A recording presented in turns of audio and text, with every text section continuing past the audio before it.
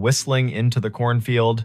He told himself it was wind in the stalks, nothing more. But the sound had shape, and it carried a tune the way a bottle carries a ship.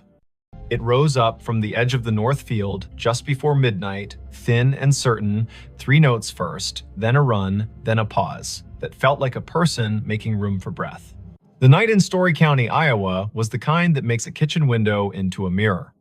He stood with one hand on the sill, the other around a chipped mug, and the whistling kept at it, unafraid to be heard. Before we begin, tell me where you're listening from and what time is it there? This was late September 2015. The day had been warm, sky rinsed clean after a brief storm, gravel roads drying into their usual rattle. The farm sat a mile and a half south of Nevada, east of the Skunk River, where it hooks like a lazy elbow. The corn had gone that heavy, dull gold that means the grain is ready and the husks are sick of holding on. In the house, the bedside clock down the hall said 11:52. On the porch, a moth bumped the bulb, reconsidered, bumped again. Merritt Dow listened and felt his scalp move, the way skin does when a memory gets up and looks at you. He had heard whistling most of his life, but not like this. His father had been a whistler when he repaired the sickle bar, when he checked the tension on the auger belts. His grandfather, too, walking the rows with a plug of tobacco and a tune older than the tractor. Merritt could place a tune by county if you gave him a night and a jar of iced tea. This one, though it didn't belong to any porch or station wagon, it had the small brightness of a fairground and the old soul of a hymn, mixed wrong on purpose and still somehow right. He set the mug down, pulled on his boots without bothering with the laces, and stepped into the porch light. The whistling came again, 3 notes that stepped down like someone walking off a train. He clicked off the switch. The yard went honest. The gravel drive was a gray river. The corn made its tinny rain sound whenever the breeze remembered its job. To the north, the trees along the fence line held their breath. Merritt had a habit of heading toward curiosity as if it were a calf out past the fence that needed fetching. He took the flashlight from the hook, the heavy kind with a rubber grip, and checked the batteries the way a person checks their pulse. He told himself this was neighbor trouble, or a kid from town testing bravery on a Friday dare. He told himself this was what the night does to grown men when sleep holds them by the elbow and then lets go. He told Dinah, the old collie, to stay. She licked once, turned in a tight circle on the porch rug, and stayed.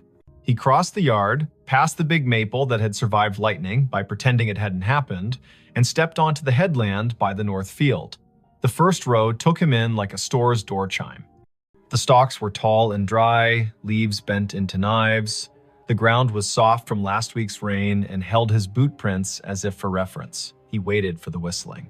It came from farther in now, or the rows had changed the way sound bends when it's forced to choose a path. He chose a path. He took row 18, the one that ran with the slight slope and the way water teaches roots to drink. His father had run the planter careful this spring, GPS straight when the signal behaved, by eye when it didn't.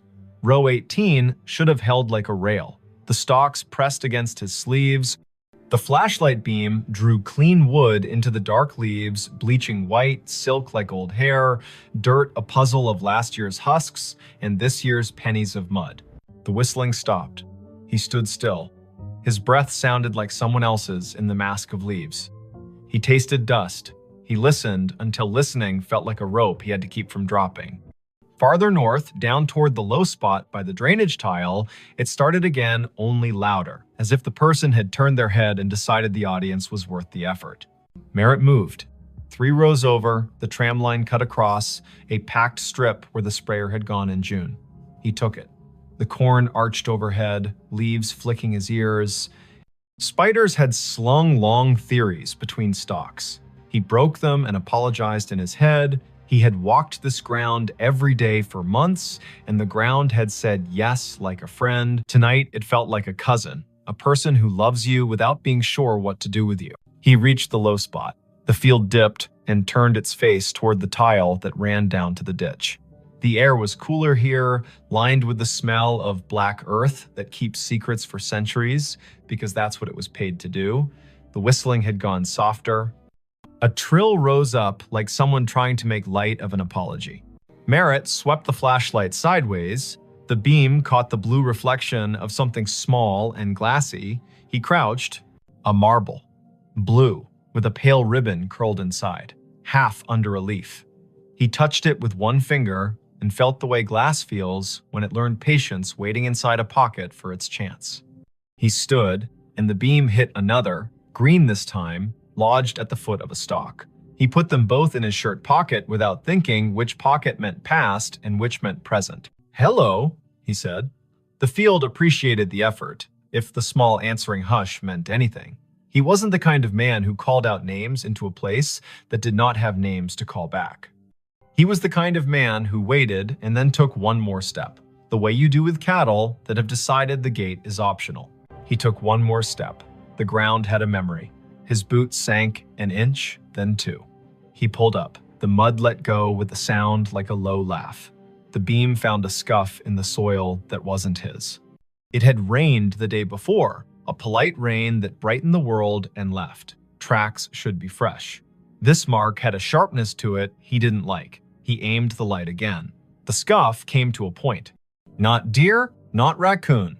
A toe of a boot slid sideways and corrected because the body above that boot had decided to remain upright. The field held that story and did not mind telling it. The whistling kept on. It moved east.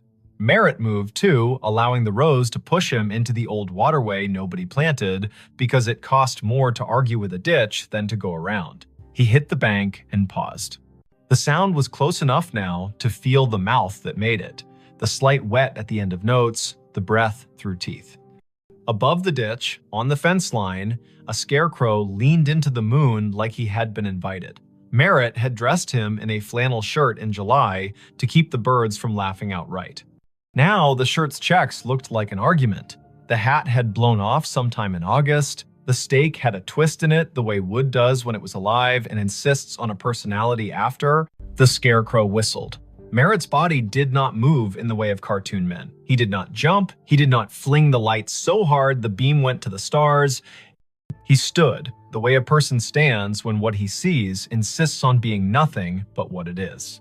He put the light on the scarecrow's painted mouth. The paint was flaked, the smile wrong on purpose. His father's old gloves were nailed to the crosspiece, fingers bent into permanent work. The straw at the neck had learned the shape of wind and refused to unlearn it. The tune came again from behind the scarecrow, clipped by fence wire and field. He played the beam along the fence. This line had been his grandfather's. His father had repaired it across 3 winters, one staple at a time, using a hammer that had bent 100 nails and 100 more. Tonight, a single strand lay loose between posts, a neat cut at shin height made by someone who liked clean work. Beyond the fence, the other place. Neighbors in the country are closer than people in town and farther away. The acreage to the east had belonged to the Kesslers once, then to the bank, then to a man who installed irrigation pivots with a speed that made the county whisper. Then it's Saturday. The pivot circle kept a gargoyle symmetry in the daylight and turned to bones at night. The whistling came from inside that circle, not far, an invitation or a dare. Merritt climbed the fence by habit and dropped into the tall, ragged grass beyond. His flashlight skipped over metal. The pivot tower rose where the corn had been cut early for silage. A ladder led up to a catwalk that had not been used since a summer of drought and cheap diesel.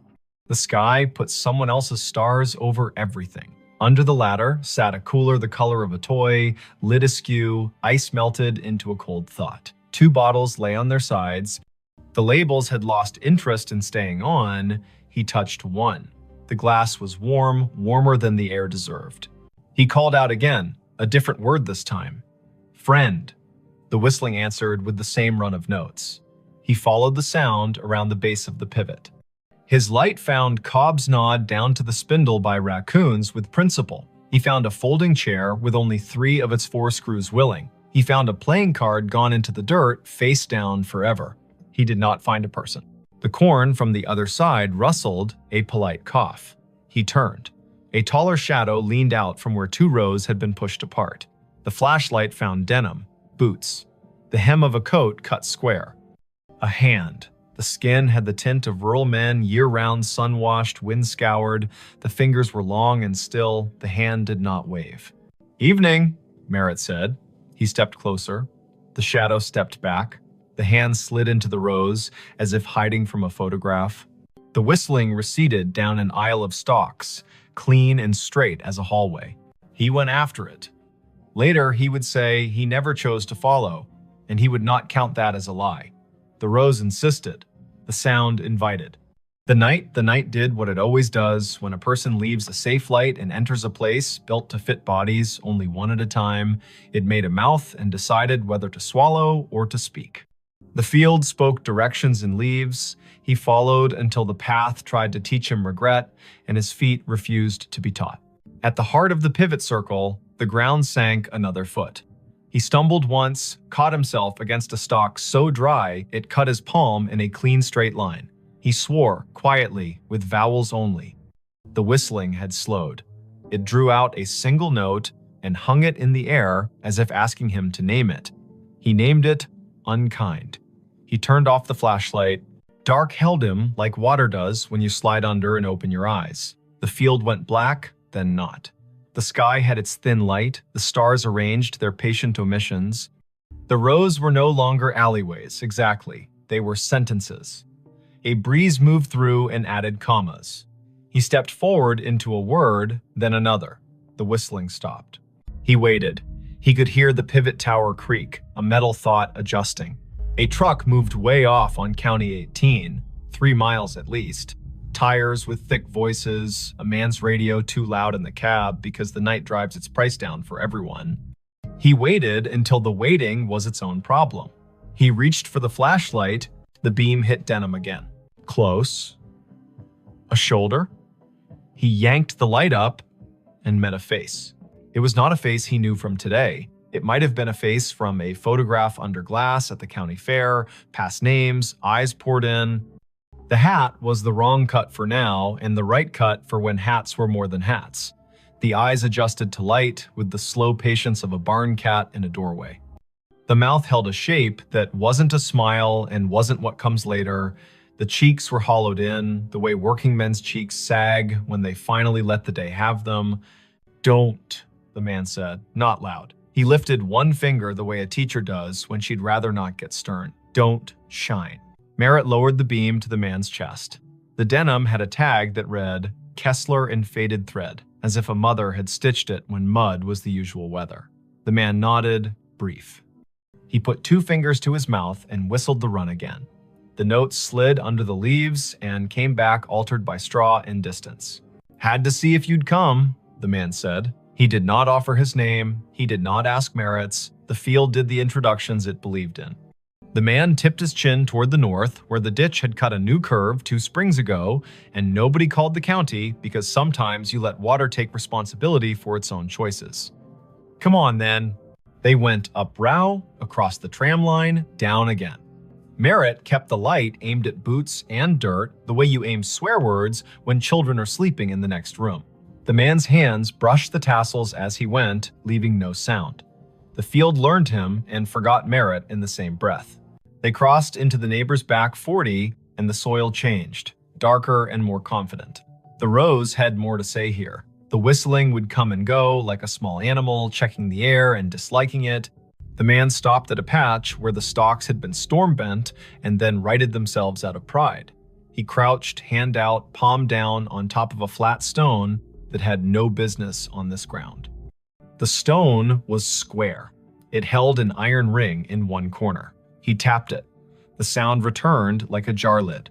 "Used to be a storm door," he said. "For the root cellar. They built the house up there." He flicked his eyes toward where the stars thinned and the silhouette of a ruined chimney picked its teeth on the horizon. "Tornado took it in '54, you know that." Merritt nodded. He had heard the story. The county leaned on that year. It changed the way people believe in roofs. 3 days after, the man said, setting his palm to the stone like a pledge, "My brother thought he heard whistling here.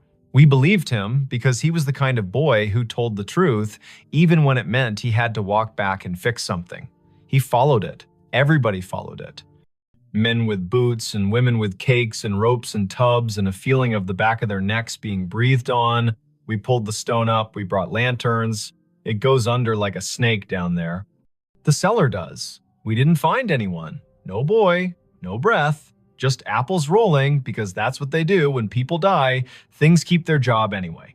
We closed it back up. Weather put a shoulder on it. And now, he stopped. The whistling came, this time from under their feet. It rose up through the stone like a trick, thin and mean and a little proud, a tune that went square, then wandered off the edge. The iron ring shook against its socket with a burr. Merritt felt the hair along his forearms ask for a vote. Now, the man said, it calls people here when it's time. He put his hand on the ring. I'm tired of it calling people here who are not me. He lifted. It did not rise much. The hinge had rusted itself into religion. The man looked at Merritt, not pleading, exactly, not persuading. He looked like a person offering you the end of a sentence the world has been running too long. Merritt set the flashlight down on its base and got his fingers under the corner. The stone was heavy-hearted, more weight than mass, the kind of weight that comes from being asked to hold back a story. They lifted together. It rose an inch, then two. It settled on a ridge of broken brick. The smell answered before the dark did. Apples, old and bitter, work that had gone on without supervision. Cold earth that had kept promises by crushing them. A draft moved across Merritt's knuckles. It took his body down a list to be sure each part remembered what stand means. The whistling ran up inside the gap and out. It had volume now. It wished it had a throat. It would have stopped if someone had blessed the night right then and said, go on to sleep. No one blessed the night. Merritt and the man held the stone a second longer, then eased it down onto a stick propped like a tired knee. The gap held. The dark inside threw itself at their eyes and bounced back, patient. They did not aim the flashlight in, the man would not have it, and Merritt knew enough to trust someone who belonged to a place this much. They listened instead. The whistling ran its tune twice, then twice again, and each time the final note sagged, as if asking someone to let it lie. Why me? Merritt asked. He wasn't offended by the question. He wanted a reason that could wear a hat. You were the one who heard it honest, the man said. You stayed at the edge of your field as long as you could and still came. Some men run because they want a story to tell about themselves. You came because you wanted to know who to go fetch. Merritt shoved down the part of himself that softened at that. He bent, slid his hand into the gap until his fingertips touched the dirt at the lip. It was cool, the way a basement never loses January. He searched by hand, careful for glass. Nothing but pebbles and the slow grind of last century's lessons. The whistling faltered. It shortened itself and became 3 notes, those 3 notes he had heard at the kitchen window, the 3 his father had bent into the radio between ballgame innings, the 3 his grandfather had used to call a dog that never needed calling. He withdrew his hand and stood. The man had his head down, listening as if his bones were the receiving equipment. He began to hum, not the tune, but a harmony low and uninsistent. The whistling slowed. The cellar air came up wetter than before, fouled for a second by something like breath, and then clean. The whistling stopped. They waited a full minute, then another. Merritt counted, slow, as if a child in a tent had asked him to promise monsters were on vacation. The ground under the stone was a fact again. The man let his harmony stop, the notes settling like a bird on a line, and then choosing not to stay. He knelt and pulled the stick, and the stone met its ledge with a sound like a chest closing.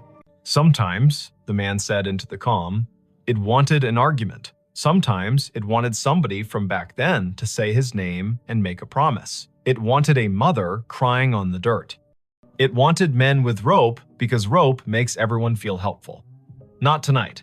Tonight you came and you didn't carry any of that. You just listened harder than the field wants you to. That's enough. They stood together in the rows until the night got bored with them and went to do what the night does in other places. The pivot sighed and remembered it had bearings, not opinions. The ditch water moved on its way, not fast, not slow, never wrong. A coyote put a sentence into the air and another answered, and both sentences agreed to end where they did.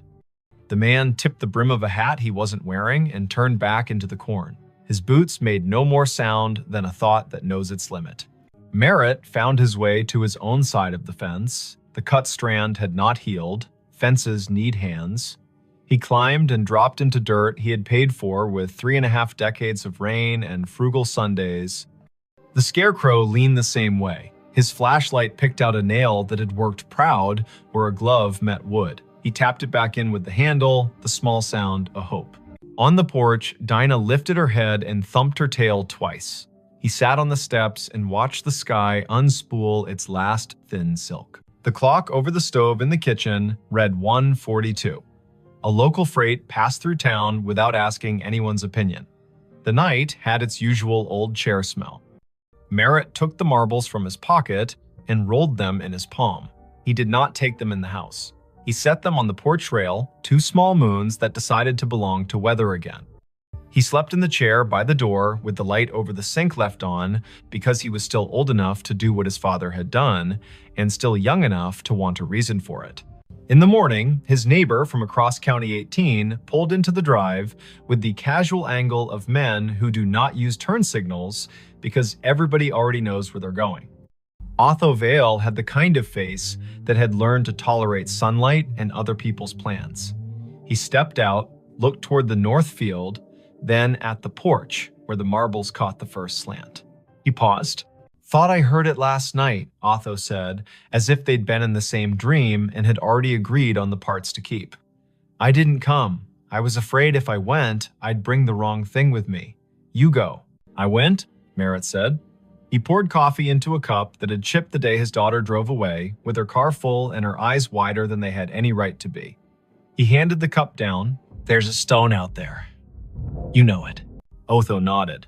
"Been there longer than you and me combined. Some things are a door, and some things are the breath you take before you knock." They sat without sitting, Otho leaning on the post, Merritt half on, half off the iron chair that had belonged to his wife's aunt, and squeaked like the first word of gossip. The morning took the night apart and put it away neatly. The field did what fields do after an event. It pretended nothing had happened and invited you to harvest. By 10, the co-op truck rumbled up, the driver wearing the resigned cheer of a man who deals in averages for a living. Merritt walked the headland with him, pointed at moisture readings that lied slightly, agreed to pretend the numbers were written on a blackboard by someone with authority. He did the work. He did it until the work forgave him for wondering what else he might be supposed to do. That evening, he repaired the fence where the strand had been cut. He pulled it tight and stapled it with his grandfather's hammer because you use the tools that know your hands. He hammered in 3 staples and left one in his pocket so the fence would remember there is always one more job and it can't get cocky. He checked the pivot base out of courtesy to the machine. He replaced nothing. He spoke to no one. The sky went red behind weather stacked to the west, Kansas doing its job of sending clouds as if on purpose. For a week, the field behaved. The wind laid down its sheet music neatly. The coupe truck counted out grain like blessings. He slept at the proper times and did not wake to odd hours with the feeling of someone whistling at the edge of his life. The marbles stayed on the porch rail until a grackle knocked one off and it rolled into the peony bed and took up residence there like a kindness. The other slid into the pocket of his jacket and made friends with a nickel and a screw. On the 9th night, just after the 10 o'clock news told its last hurries, he heard the 3 notes again quiet, like acknowledgement, not summons. He walked out to the north edge and stood with his hands in his jacket, listening. The breeze had a bite, the first hard frost would be soon. He unlocked the gate at the lane and left it open for an hour, for no reason at all anyone else would endorse. He closed it again out of habit and walked back slowly, because a person should walk slowly sometimes or the land will feel cheap. He did not go back to the stone unless the sound asked, and it did not. He did, however, leave a small jar on the porch rail next to where the marbles had Saturday. It held nails, the good kind, old, with heads like pennies. Every day when he came home, he put one in his pocket, and every day when he went out after supper, he took one back to the fence line and put it in a coffee can under the Scarecrow's torn shirt. Nobody told him to. He liked the weight exchange. He liked that fences need reminding and that the world is not improved by a man who ignores a slack line because his thoughts are more interesting. October reached both hands across the month and pulled. The trucks came and went. The harvest went well enough that he stopped thinking about what could have been if it had rained 4 more afternoons in August. He slept, he woke. The whistling did not return in any way that made him leave his chair. He began to tell himself he had imagined a portion of it, as a man will do when a thing does not ask for money or apologies. Near Halloween, his daughter called from Cedar Rapids, a night shift at the hospital, voice folded with fatigue and the kind of joy that remembers to leave room for the day. He told her about the fence and the harvest and the brakes squeal on the auger wagon that he had decided to live with until January. He did not tell her about the cellar. He would, maybe, when she brought the little boy down for Thanksgiving and they stood by the ditch and talked about frogs like a miracle. He would, maybe, if the field asked them both. In late November, after the last corn went into the bin and the bin talked in its sleep, the county put on its winter color. The field showed ribs, the ditch showed its honest bottom. The wind took one of the scarecrow's gloves, and Merritt did not replace it because some things are beautiful at half done. He walked every line of his ground one afternoon with the sun low and the temperature willing. At the fence, by the pivot circle, under the coffee can where he had been giving the fence its nails, he found a small thing. A train ticket for a child, maybe, not used, edges scrolled by, damp and patience. The print read, Nevada to Ames, 2 bits. He turned it over. On the back, someone had written 3 notes the way some people know and others never will, little ovals marching up and down a ladder of lines. The ink had migrated slightly into the paper, the way memories do in older heads. He put the ticket in his pocket with the nickel and the screw and the marble that had refused the peony bed. He looked toward the stone without moving his face much, because a person does not want to give a field reason to brag. He said thank you into his jacket as if the cloth were a helper. He walked home. Winter did what it does. It scoured the county down to the essentials. It made the roads into suggestions and the kitchen into a chapel. It put the sound of the furnace into his bones and the number of snow shovels in the garage into a bigger argument than necessary. The whistling came once or twice in a blow that turned the mailbox into a hooded thing, and when it did, he stood at the window and let it be. The way you let a neighbor sing one verse of a song you only half like because he is your neighbor, and you hope the reverse is also true. When spring returned, hesitant and then reckless, he walked out to the stone once in daylight. He stood there like a person does when he's about to open a letter he has already read. He put his hand on the iron ring, and the ring chose not to move. He felt only cool metal and the idea of a door. He said the name of the boy he thought must have once practiced whistling there, not loud, not soft. He thanked the man with the Kessler tag for nothing and for everything. He went home and planted, because that is the part of the story a farm writes to remind itself the ending belongs to the ground and the beginning belongs to the same. If you ever hear 3 notes carry clean from a field at midnight, and you are the kind of person who can tell the difference between wind and a message, remember this. The first step into the rose is a promise. Don't make it if you intend to perform yourself for the dark. Bring only your boots, your breath, and your willingness to be the person who will go fetch, not the person who will tell about fetching. Don't shine your light straight into old places unless someone who belongs to them asks you to. Lay your hand flat on what needs closing. When a tune that has wandered too long finds its last note, let it.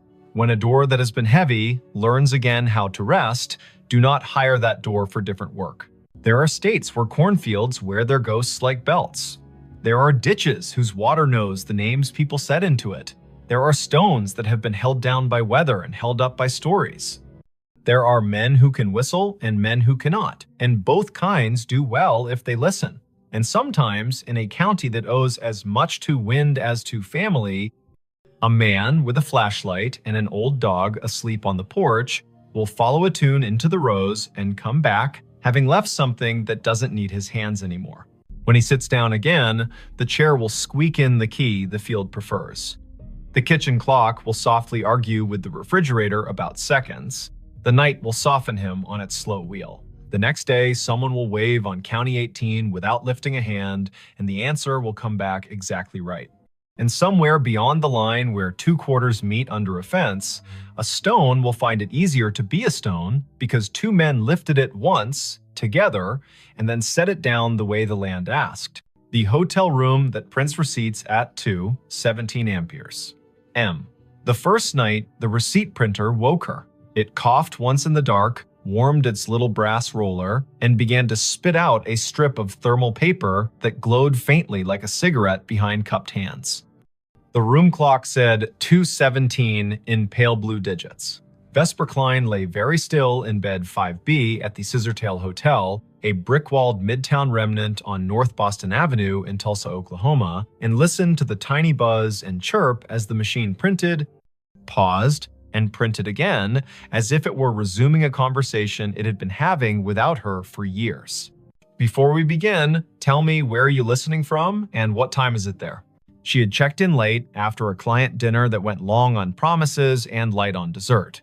The year was 2019, early November. The air outside clean after a narrow band of rain slid through, and the sidewalks shone like varnished stage floors. Vesper was 33, a freelance systems tech who patched networks for small hotels that couldn't afford to be down and couldn't afford to hire someone full-time. She traveled with a canvas tool roll, a spare router, a zippered pouch of adapters that looked like a magician's deck, and a mug with a hairline crack she liked to think of as its signature. The Scissortail was her kind of place. A lobby with a brass bell that had learned restraint, a front desk shelf of paperback mysteries for the taking, a night auditor who watched the door like a friend watches a house while you're out of town. He'd been the one to hand her the keycard and the 2-page Wi-Fi map, Quill Penner, printed on a plastic badge, as if the name might be borrowed for the night. Night auditors aren't chatty by design, but Quill had leaned forward when she asked for the room farthest from the elevator. He'd said 5B is quiet most of the time, then paused, weighing whether to add something. He didn't. He pointed at the coffee station and said, "The cinnamon packets are the good ones." The printer sat on the desk under the window, small and stubborn, the kind of ticket machine you see in diners and old theaters. No USB cable trailed from it, which made Vesper grin in the dark because devices without visible leashes are both a challenge and a dare. The narrow receipt paper advanced in 2-inch bursts. The room smelled faintly of dust and citrus, the ghost of cleaning solution, and something else warm plastic maybe, or the metallic tang of heat on a coil. She slid out of bed, toes finding the rug, shoulders remembering every winter morning she had reached for her hoodie before her thoughts. The window showed a slice of downtown in sodium yellow, a parked truck with a tarp that breathed a little in the wind, a streetlight haloed just enough to be kind. She stood over the printer and watched it work. The top of the fresh strip read guest ledger at the margin, then a line of text that made her blink. Check-in, Harlan Row, rate $14.50, room 5B arrival, the 12th of October, 1958, comments, 2 pillows only. The paper was unbrowned, the font bold. She knew thermal stock fades to beige with sunlight, goes blotchy with time, and curls if you leave it near a vent. This looked new, but the data was from a year you had to say out loud to make it believable. The printer hummed again and produced another line. Check-in, Odetta Meyer. Rate, $12, room 5B. Arrival, the 4th of May, 1957. Comments, traveling with songbooks. She tore the strip and laid it flat on the desk, then pressed a finger to the cool plastic of the printer, as if touch might confess what the eye couldn't. The machine did not shake. It simply waited, polite as a clerk, with more to say. At 2:23, it stopped. A little green light near its only button winked twice like a made-up code. Vesper set the paper on a coaster, lay back down, and stared at the ceiling where the streetlight's slatted glow made a grid like a rehearsal. In 2 minutes, the heater clicked, the mini-fridge answered with its own throat clearing, and her body did the sensible thing it does when a problem cannot be solved and the hour is improper, it slept. Daylight always rationalizes the night. Vesper showered, dressed, and went downstairs with questions arranged in her mouth as if they were items on a parts list. Quill stood behind the desk with a pen balanced across his knuckles like a small seesaw. Room 5B printed receipts at 2:17, she said, like a person reporting a minor plumbing miracle. She slid the strip across, he read it, eyes moving left to right once, then again slower. He did not touch the paper, as if touching would make him complicit in whatever time wanted. He leaned in. You know how old buildings have old anchor points. You hang a new painting, but the wall still remembers the nail. He lowered his voice. That room was a manager's office back when this place was the Francis Motor Lodge. They kept a ledger in there, typed out receipts on a half-width machine bolted to the desk. At close, they printed a roll of check-ins for the night, tore it, and rubber-banded the strip to the hardback ledger. Quill tapped the counter. Once, twice. I've heard the story since I was a kid, but the machine in that room was long gone when the Scissortail bought the building. That, he nodded toward the strip, is a thermal ticket printer from the last decade. We put it in to spit bar tabs during wedding weekends. He smiled without humor. The bar's downstairs. He told her what he knew, which was more than most people get for free before 10 in the morning. 2 nights a month, irregular but stubborn, the printer in 5B came alive at 2:17 and printed names from when the room was an office, and the office took cash, and the cash came with a handshake, and sometimes a song. Housekeeping had tried unplugging it, but the little machine held on to its paper and its green light like a dog holds a ball. Engineering had replaced it with a new unit. The new unit learned the trick too, as if the wire in the wall had a voice. Once, a manager put the printer in another room. It printed in the other room. At 2:17, Vesper asked the question an auditor would ask, "Why 2:17?" Quill lifted a shoulder. Night audit on the old system rolled at 2. The manager, a woman named Adelaine Merritt, he wrote in her diary, he gestured toward the wall where black and white photos of the old Francis hung in frames. The audit took 17 minutes most nights because the room charge calculation was slow. He winked, a habit to soften hard edges. That's what the Haunted History Tour says anyway. My grandmother worked housekeeping here in the 60s. She said Adelaine was the kind of woman who could silence a room by looking at a clock. Quill slid the strip back to Vesper.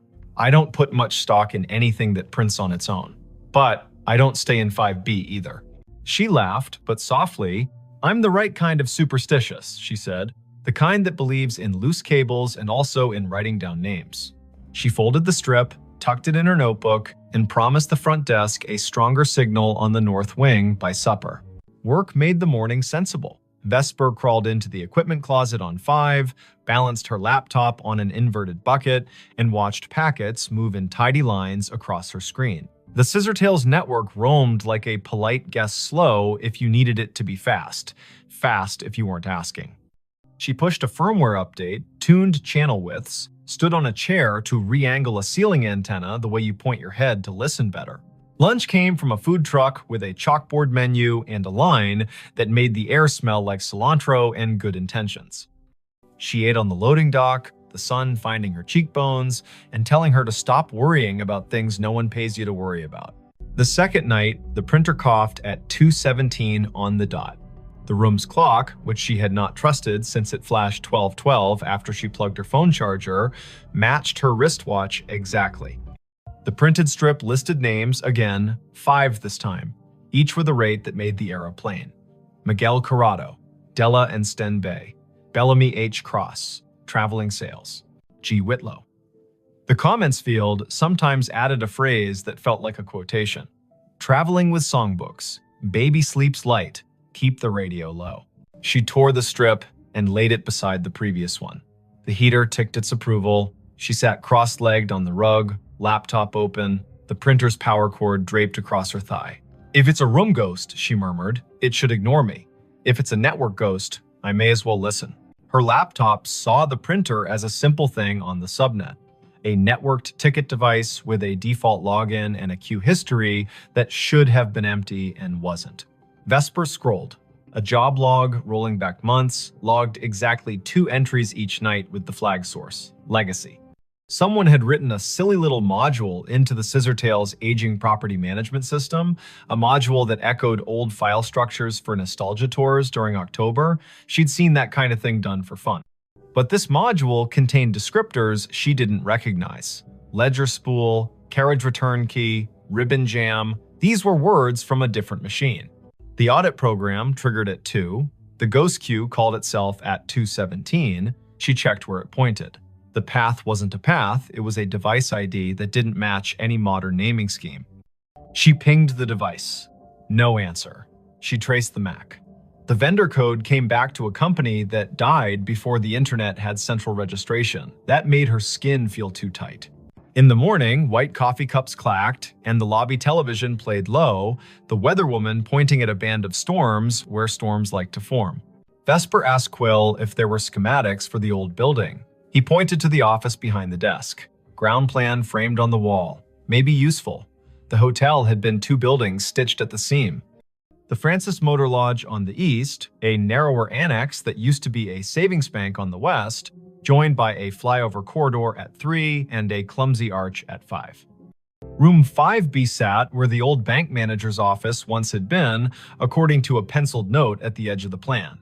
There, a scrawl, printer niche, in lighter pencil, spare line to basement.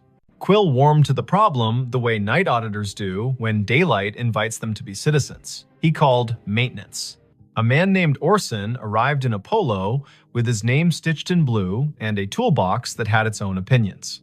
Together, they moved the desk in 5B 6 inches and then 3 and exposed a painted-over conduit hole at the baseboard with a thumb-width chase running down into the wall.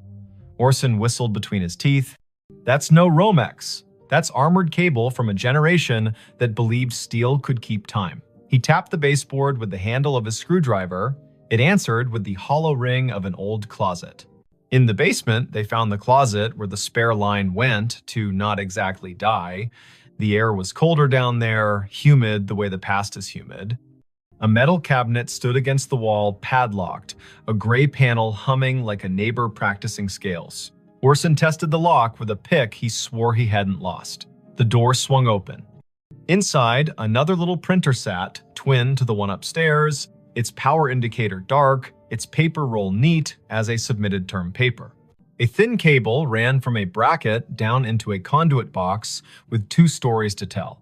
One was modern CAT cable, patched to the scissortails switch. The other looked like fabric-insulated wire on lead.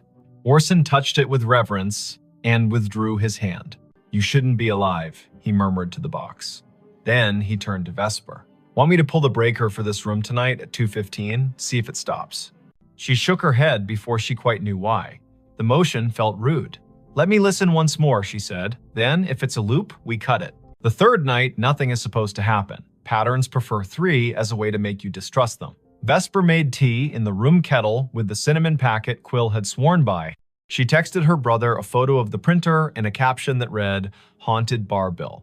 And he sent back the shrug emoji that meant, "I love you, but weirdness is your brand." At 2:17, the printer began, but this time the sound rode a breath of air cold enough to raise her arm's small hairs. She stood close enough for the paper to curl against her knuckles and read each line as it arrived. Check-in, Adelaine Merritt. Rate, comp, room, 5B. Arrival, the 12th of October, 1958. Comments, night audit. She reached for the strip and her fingers trembled, mildly, like a person handed the microphone at a small funeral. The machine whirred without printing for a count of 6, then resumed, the font just a touch lighter. Check-in, Quince Palmer. Rate, $9.50. Room, 309. Arrival, the 12th of October, 1958. Comments, meeting at dawn.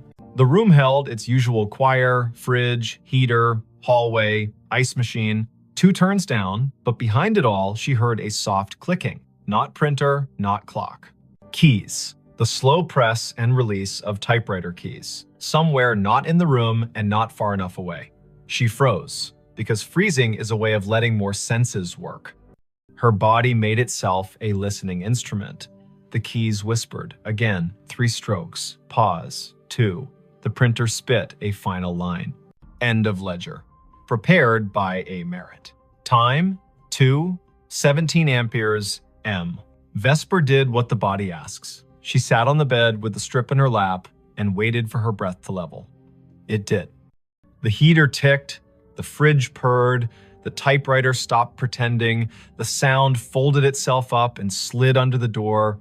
She slept because being a person who works with systems means you've learned to stack your fear on a shelf when there's nothing urgent to do with it. Morning turned the printer into a device again. She took the strip down to the desk. Quill stared at the word comp and the name he had heard his grandmother say on summer porches when the heat wanted out of the day. He asked to borrow the strip to show his manager, a woman with the fast walk gait of someone who plans 2 days all the time. The manager's name was Letha Croft, and she looked at the strip like a problem that could be solved with a memo. She was polite and firm. "We have tours on Fridays for the people who want goosebumps," she said. "We prefer to keep the goosebumps from rewriting our Google reviews." Vesper smiled, a tight little smile that said, "I won't post, I don't do that work, I just want to know what the wire knows." Letha sighed. The Scissortail was a college internship that never ended for her. The building was her thesis. She pointed at the framed photo behind the desk. Adelaine Merritt, hair pinned like a decision, stood at a wooden desk the size of a Buick, hand on a ledger book, face turned to a camera that had learned to respect her. The caption read, "Francis Motor Lodge, C1959, Night Manager." Letha lowered her voice. Family lore says Adelaine died at her desk in 2003 after the building had been empty 6 years because she refused to move a box when the bank wanted it. The family had the key to the back door from the old days. She snuck in sometimes to straighten things that did not require her. A neighbor saw her light. By the time anyone checked, the coffee had gone cold and she'd written the date on a yellow legal pad with a line under it, like an anchor. I don't know if the story is true. I do know names have a way of using rooms until you say them out loud and then they rest. That afternoon, Vesper sat on the floor of 5B with her laptop and a coil of patience. She sniffed the packets between server and printer and saw the little ghost job present a string of bytes at 2 minutes past 2, announce itself as ready at 2:16, and request the queue at 2:17 with a line that included a date spelled in words, not numbers. October 12. She set a capture to record it tonight. She did not know what she would do with the proof, but the act of capturing felt like putting a box around a wild thing without requesting its death. The fourth night, she did not sleep. At 2:16, the room gathered itself. At 2:17, the printer began. The first name landed like a quiet gavel, Harlan Rowe. Again, as if the ledger wanted to list the set that belonged with the date, as if the building had a playlist for that night and needed it to end correctly. The second name, Odetta Meyer. The third, Quince Palmer. The machine word, then it printed a line that wasn't a line she understood. Checkout, A. Merritt. Time, 2:17 amperes. M. Balance, $0. Drawer, locked. The room changed temperature by a needle's width. The way a body registers changes a thermostat does not. The typewriter sound returned, louder, as if the keys had moved closer, as if someone had rolled the desk chair to the doorway. Vesper stood. The bathroom light made a rectangle on the carpet. She turned it off and let the room be only the room. In the dark, a kind of courtesy arrived. She spoke to the space like a person speaks to a skittish animal. "I hear you," she said softly. "I see what you print. If you're finishing something, finish. If you need a witness, I'm here." The keys worked once, gently. The printer fed a final inch and stopped. The heater clicked off as if called on. The fridge made a small, delighted sound, the way fridges do when they extract a victory from physics.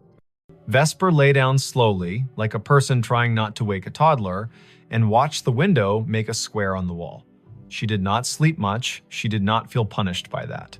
On Friday, Quill called his grandmother. She came in with a smile that wore 80 years as if they were a favorite cardigan. Her name was Thalia Penner. She had hands that did hair buns right the first time and eyes that counted change without looking. She stood in 5B and curtsied to the air, lightly, like a joke only the past finds funny. She pointed at the baseboard where the printer niche had been long before this printer knew it was one. And she told a story the way people in the middle of the country tell them, in straight lines, with pauses for the parts that don't quite behave.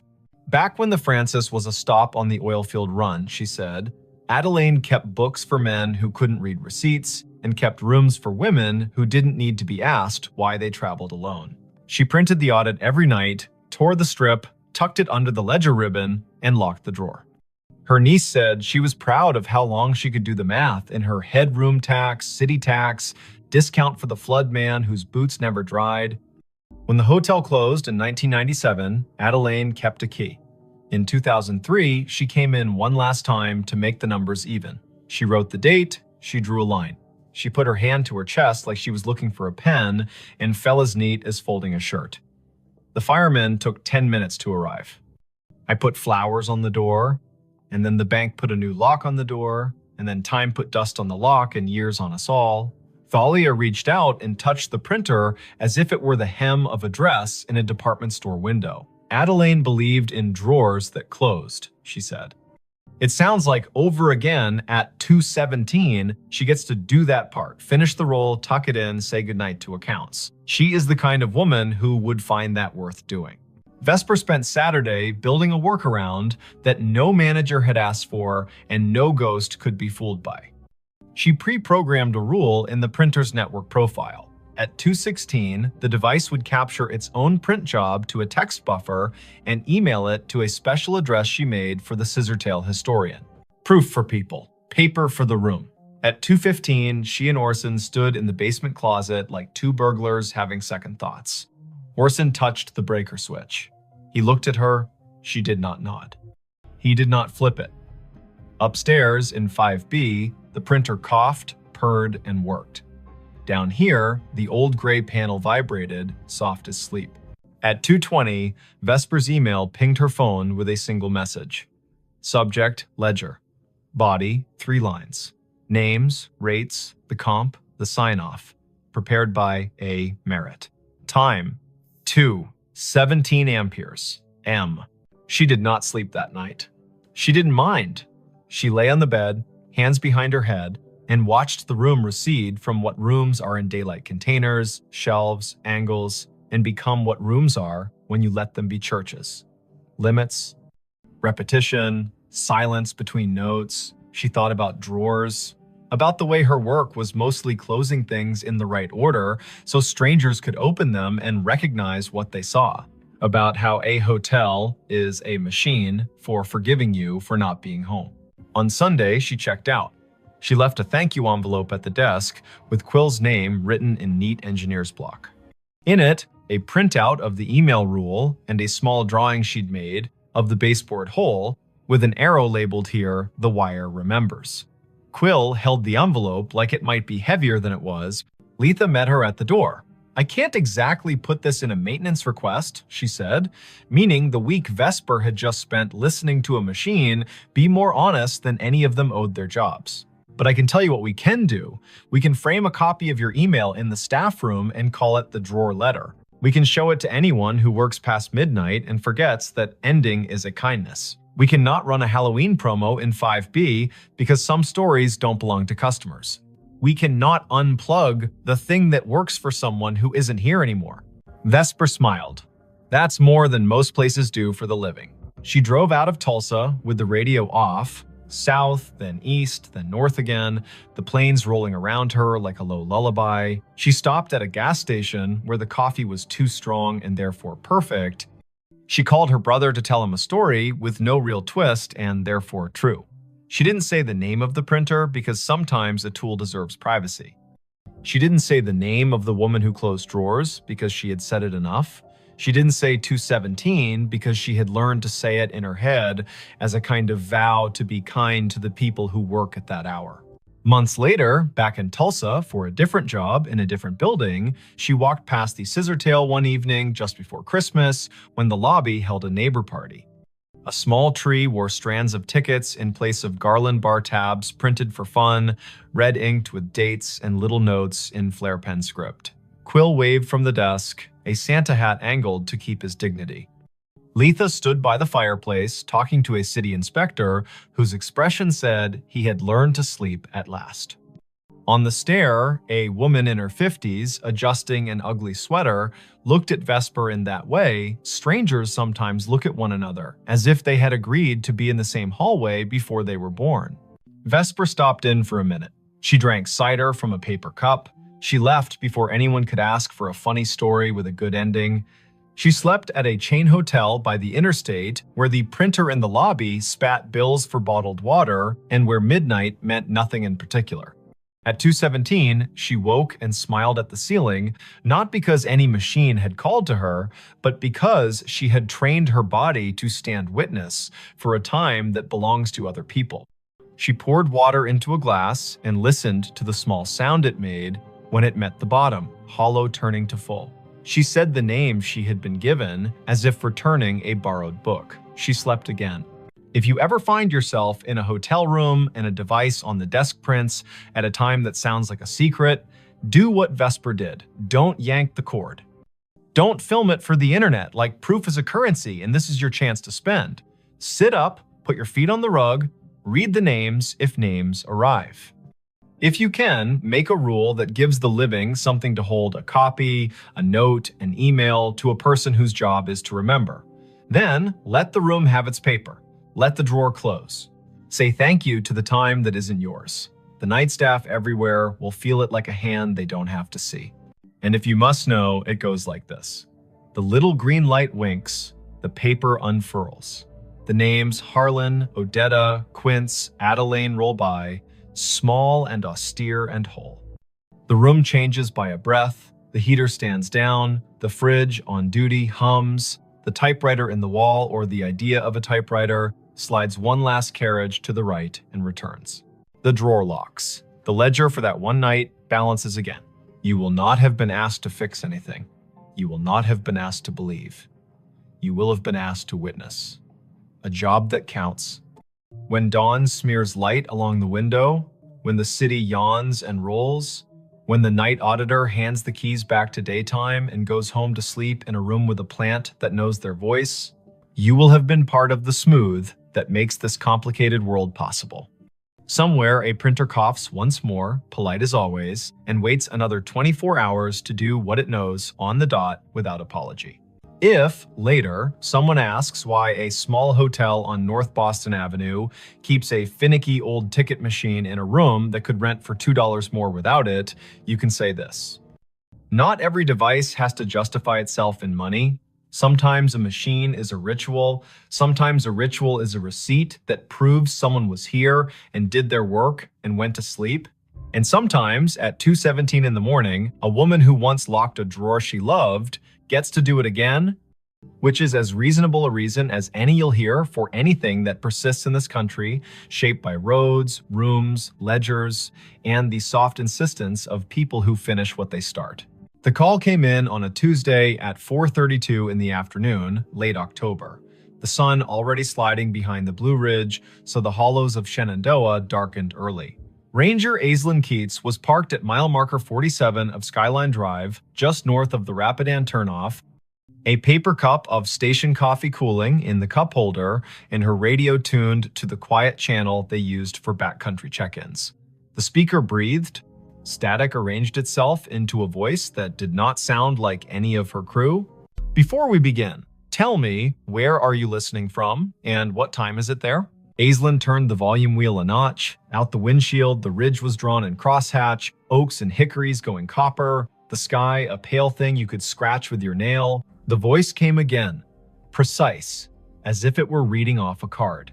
Fox Hollow base to any unit on the east slope, child missing, male, age 8, name Harlan Whitcomb, last seen near the Old Stone Spring House above Corbin Run, weather degenerating, Hurricane Hazel expected to push in, winds rising, request all available, time is 16:30, October 14, 1954. The radio clicked off into snow. Then, faintly, the same message, identical down to the breath before the name. Aislinn stared at the handset. Their base was called Piney River Dispatch. Their tower names were Pinnacles and Hazeltop and Big Meadows.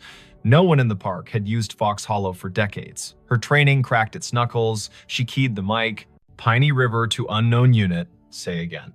Who is calling Fox Hollow base? Silence laid itself over the car like a thin blanket. Beyond the glass, a crow moved from one bare snag to another as if demonstrating a diagram. The wind was a steady push from the southeast. Hazel. The word gave the hairs on Aislinn's arms ideas. She stepped out and let the door swing shut. The air had that warm edge you get before a storm that started somewhere else. Leaves chased each other along the asphalt, then lay down. In the trunk lay her day pack, a spare radio, and a copy of a paper map creased along the places everyone folds them. She slung the pack, checked battery levels, turned the spare to scan. The main radio kept its sulk. The spare found chatter from Big Meadows about a flat tire near Lewis Mountain, then returned to quiet. The old voice did not return. Aislinn keyed in to dispatch. Piney, Keats at 47. I caught a transmission, sounds like a vintage call. Reference to Fox Hollow, child missing near Corbin Run, date October 14, 1954. Could someone check the archive on that, see if we have a historical incident report? The dispatcher was a steady woman named Karen, who did not make noises she did not need. Copy, Aislinn. Stand by. Aislinn leaned on the hood and looked east, where the hills tumbled like knuckles, all green and copper and shadow. She had worked Shenandoah 5 seasons. She knew the way the ridges spoke when you asked them right. She also knew radios lie sometimes, bouncing off ducts of temperature and skipping across layers of ionized air like stones. She had heard voices from fire towers that had been torn down before she was born, and a farmer yelling to his brother on a frequency no longer assigned to anyone. She had never heard a date pinned to a hurricane whose name lived in the county's memory like a scar. Karen came back. We have a typewritten Keats, Incident 1954-H, filed at Piney River. Hurricane Hazel, multiple rock slides, a missing person in the Corbin area, that name you gave. It is a cold file. It does not say recovered. I repeat, not recovered. No remains located. Not closed. Aislinn pressed the radio to her shoulder until the plastic complained. Copy. Can you send scans to my phone? I'm heading down to the Corbin Run access. If anyone else is close enough to meet, let them know. There was a pause, a little breath that was not static. Karen's voice softened a shade, the way people do when the past finds a way to ask for your time. Sending now.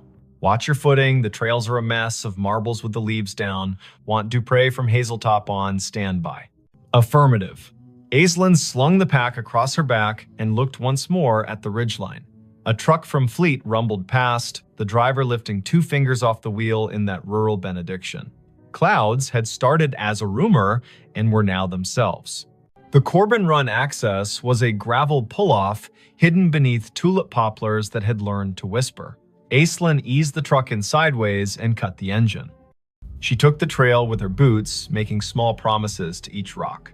The stream voiced itself down the hollow knit of last week's rain and this afternoon's melt of a single stubborn snowpatch in a shadow under a ledge. The map told the story of the lower springhouse, a square of stones where water had been convinced to behave. Above it, a ledge with a scatter of quartz chips, the leftovers of older hands doing older work. Aislinn kept an ear on her radio and the other on the creek. She caught the place where trail forgets itself and becomes deer.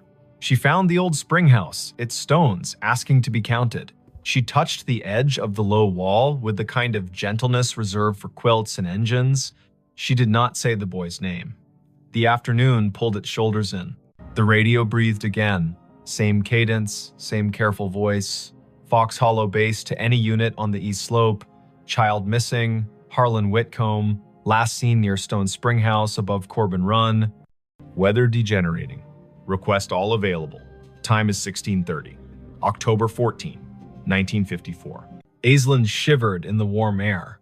Her eyes went to the spring house and its square of shadow. She moved the beam of her headlamp across the stones, not because she expected to see anything, but because light can sometimes rewrite a sentence the land is trying to say. The beam found a length of rust, half buried in the moss, along the back of the foundation, thin as a butter knife, with a clip and a circle at one end. She crouched. A whistle. Army surplus, by the look of it. She teased it free, the moss unwilling to let it go. The metal had pitted and softened into a river-colored thing. She wiped it once against her sleeve, then regretted the act. Her radio clicked and made a sound she had not heard in years. A squelch from another era. Karen came back on. Keats. Dupre is on the way from Hazeltop Tower, 20 minutes if the drive is kind. Archives show the boy was last seen by his father near the spring house, yes. The father left him to fetch his jacket from the car. Weather shifted, heavy gust pushed through, child gone when he returned. Tracks lost near the ledge above the run. 2 days of cruise, then Hazel brought the flood and they stood them down. The file has letters from the mother, 2 years after, asking if anyone found anything she could hold. Answer stamped no. Aislinn looked at the whistle in her hand, then at the spring that fed the run. The water wore a sheen of leaves thin enough to count. She keyed the mic. Found a whistle near the spring house. Will bag it. Doubt it has any forensic value after 6 decades, but a photograph might matter to someone. As she spoke, a figure eased out of the trees upstream. A man in the brown and green of a ranger uniform, but the cut of it was wrong in a way you can feel even if you do not have the words. The shirt had pockets like ideas, the hat sat stiff as a rule book, he carried a strap radio that looked like a lunch pail with an antenna. He exhaled, then stopped when he saw her. "Ma'am," he said. There was a formality in the syllables, like church on a day that hurt. "We're sweeping the east slope." The boy's father said he was right here. He pointed at the stones, as if pointing could anchor the earth. Aislinn stood very still. The man's face had the smoothness of someone who had not yet had reason to learn what whiskey was for. His name tag said M. Elwood. His shoulder patch bore an American shield with a tree she did not recognize. He glanced down at her radio and then at the whistle in her hand. "You with us?" he asked. "You with Fox Hollow?" Aislinn's throat did the dry swallow of a person whose mind is faster than her words. "Yes," she said, because yes was easier than telling a man with a lunch pail radio about the word digital. "I heard your call." "Where are your lines?" "At the ridge," he said, puzzled by the question. "We got men cutting sign along the deer trails. We got women at base keeping track of names. The disaster man out of Charlottesville told us Hazel will give us until dawn and then gone." He looked past her to the ledge, his jaw a small square against the warm air. "Mother is at the church in Syria, not the far one, the one with the bell rope that sticks. She keeps asking if he had a jacket. She wants the question to be a fact." A gust moved through the trees on some business of its own. Aislinn felt the air change around the bones of the rocks. The man looked at her again, and the little muscle at the corner of his mouth twitched. "Your radio," he said. "You get this out to anyone else." "Yes." "We have a tower at Hazeltop. They know. Someone is coming." "Good," he said softly.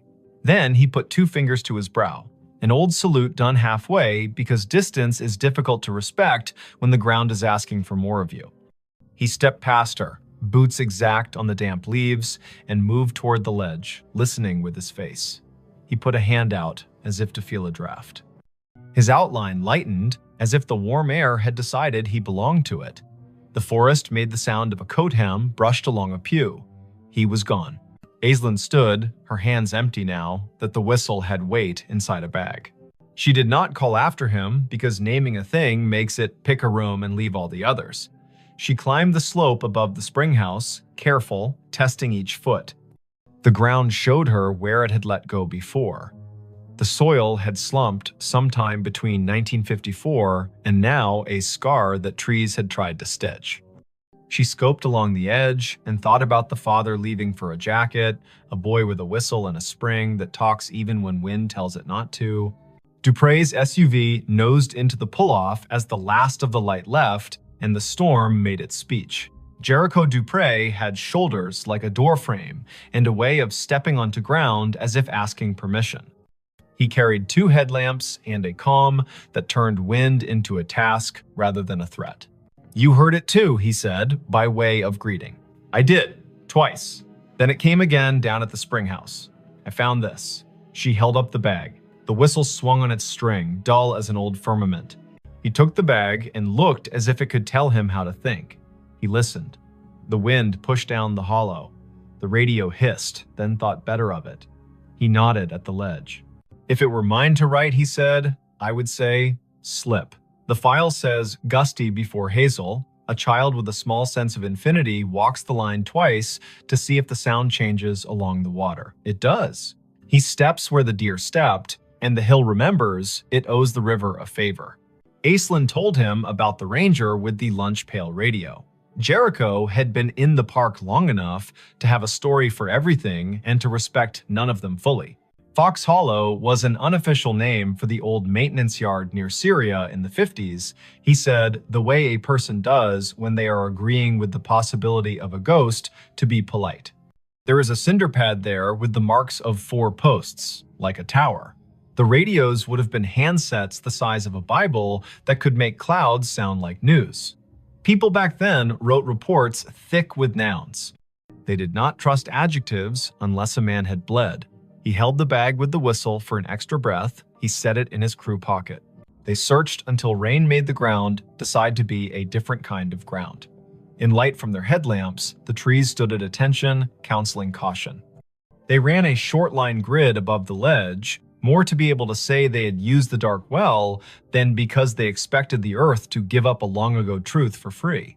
At 9, the radios called them home before the lightning made the argument personal. Karen met Aislinn at the office with a printout. The file had been scanned, crooked, and the edges were black, where the copier had tried to keep history from fraying. The incident commander's name was printed in a firm hand, M. Elwood. A note in the margin had been added later in pencil. Mother moved to Luray in '67, father deceased, no closure letter sent. The pencil note was signed with a small initial A and a dot.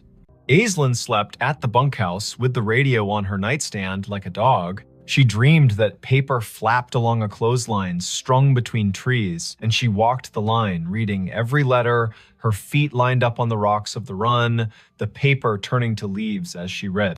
At 3 in the morning, she woke to the noise a storm makes when it finally accepts its job. The world beyond the window went white, then black, then white again. She turned the volume down to half. She watched the rain write gloss on the sill. The radio stayed quiet. At 10, the day pulled itself together into rags. Aislinn drove down to Luray to a blue house where the porch had a swing, and the swing had 2 cushions that had learned how to be rain. She had a name from the file and a phone number that still worked, to her surprise. A woman in her 80s opened the door with the careful welcome reserved for officials who might be good news or could be kind even if they were not. "I am Aislinn Keats," she said, ranger with Shenandoah. "I am here because a storm pulled a thread and we saw where it ran." The woman corrected her posture and straightened the collar of her cardigan as if a story would take her picture. "My name is Tilda Whitcomb," she said. "We did not know how to leave him there, so we stayed. I have a loaf of banana bread that forgot the raisins on purpose if you are the kind of visitor who does not mind crumbs." Aislinn sat at a round table so clean it looked like a rule. The banana bread was honest, the tea was strong. Tilda put her hand on the tablecloth and kept it there as if the cloth would be steadier if it knew she was not going anywhere. She said the name Harlan like a stake you drive into ground so the tent knows where to stand. "He whistled 3 notes, Tilda said. "The tune the train plays when it comes into Luray, because his father used to take him to the crossing and they would wave at the men who stand like saints. 3 notes and then he would laugh, because he was practiced at laughing. The wind took the notes and did not give them back. My husband ran to the car and the sky changed. They told him on the radio he had until morning. You can live your whole life in a sentence like that." Aislinn put the bagged whistle on the table. The string looped like a sleeping thing. Tilda did not reach for it. She looked at it as one looks at an old photograph that has learned how to move. "I did not get a letter," she said, and smiled small to prove she was not accusing.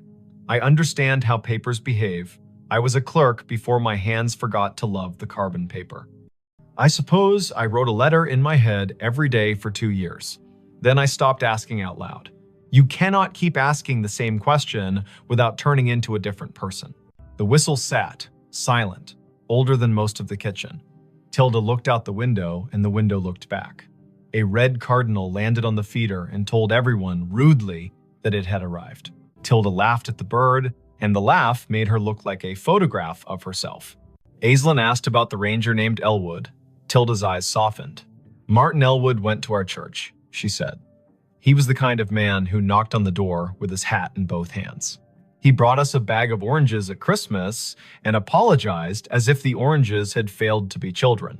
He wrote the report because that is what he could do, and he built a cinder block box for the tower that was not a tower, and then he got quiet, like men do, when they find out the world can keep a thing from them and they still have to go to work.